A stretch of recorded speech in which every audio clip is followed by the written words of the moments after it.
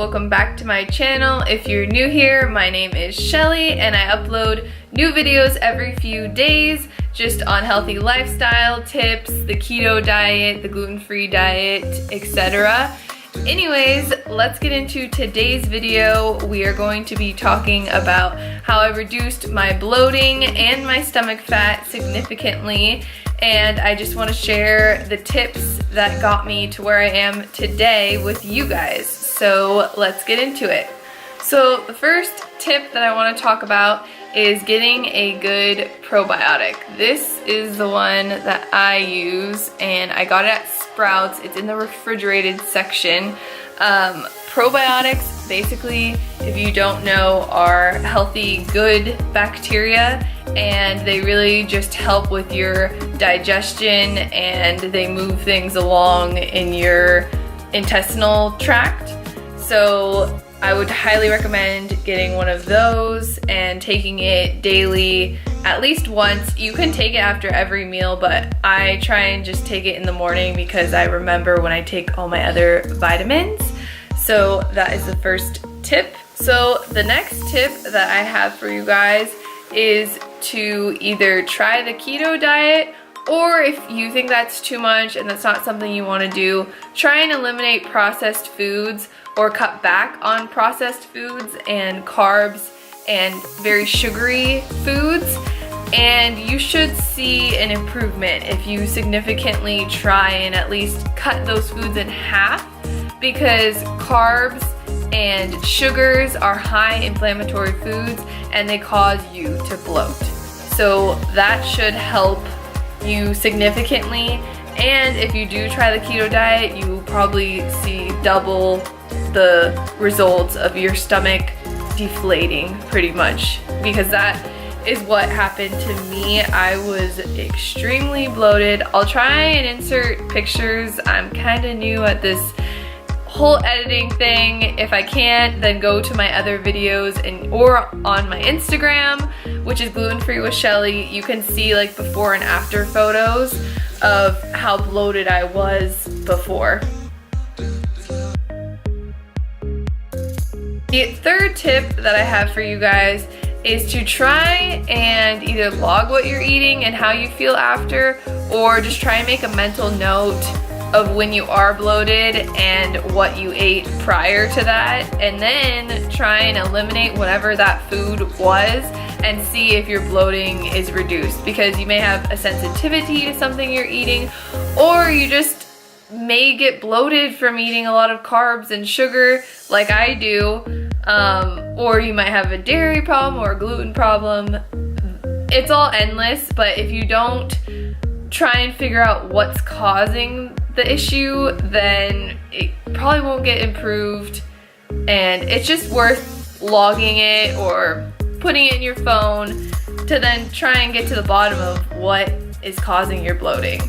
My next tip was actually in my healthy life tips video that I just posted, but this is very relevant to bloating and stomach fat, and that is to up your healthy fats that are in your diet. Because reason being is when you eat high fat foods, it fills you up for longer. So in return, you're gonna eat less or munch on junk less, and you will lose weight or lose bloating at least. The next tip that I have for you guys to reduce bloating is to drink 30 to 40 ounces of water before your first meal in the morning. I just feel that this gets your digestion flowing and really kind of flushes you out, gets you ready for a full day of eating, and also hydrates you. My next tip is to only eat when you are hungry and not when you are just bored and want something to munch on. If you are that person, then find something that's healthy to munch on when you're bored, but definitely try and, like, before you're about to make more food, try and think like, am I really hungry, or am I just like wanting junk food? And if you're wanting junk food, then just wait until it's the next full meal and fill yourself up with something that's healthy that's gonna keep you fuller for longer anyways. The next tip that I have for you guys is to stop eating after 6 p.m. So eat your dinner, have a dessert that's low sugar, low carb, and then just stop eating until the next morning. Because for me, that's really helped give my body time to digest. I don't follow intermittent fasting, but I guess it kind of is, because it's probably at least 12 hours. If I stop eating at 6 and start, even if I ate at 6, then that'd be 12 hours. But I'm not doing it to fast or anything like that. I'm literally just doing it to let myself digest properly, and then when I wake up, if I go work out and come back home, I'll eat right away, or whenever I wake up, I'll just eat something.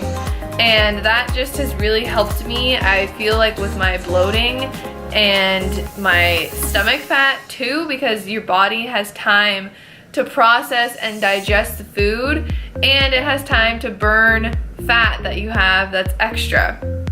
So I would highly recommend trying that out. If you can't do 6 p.m., then try 8 p.m. That's better than nothing, right?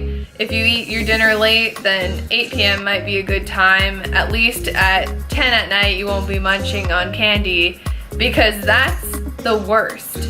That's what I used to do. I would eat candy and gummy bears and chips and kettle corn, that kind of stuff, and then I would just like not stop, and then you go to bed and you're just like feeling terrible, like regretting that whole decision to start eating the junk food.